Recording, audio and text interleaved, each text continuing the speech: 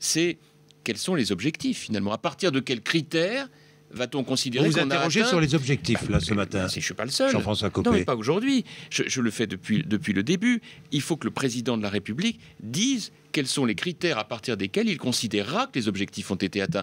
Est-ce que c'est la lutte contre le terrorisme international? Est-ce que c'est la lutte contre le terrorisme dans cette région? Est-ce que c'est de permettre la réunification du Mali? Est-ce que c'est finalement la seule vocation de la France de le faire, sachant que c'est bien sûr sous mandat international de l'ONU? Tout cela... Hier, le ministre de la Défense a précisé, Jean-Yves Le Drian, l'objectif est la reconquête totale du Mali.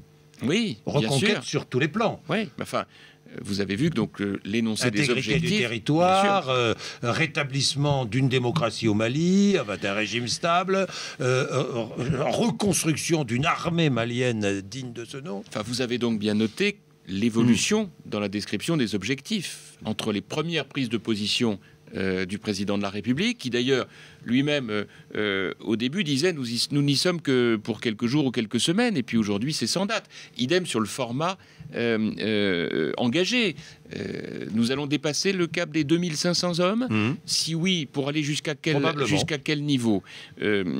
Vous voyez combien il est absolument capital que le président de la République soit vraiment dans une logique de bien dire aux Français ce qu'il en est. Car qu'est-ce qu'il y a derrière tout ça? Il y a les interrogations de millions de Français que le rôle qui est le nôtre à l'UMP est de relayer. C'est la raison pour laquelle je dis très clairement union nationale, mais questionnement légitime.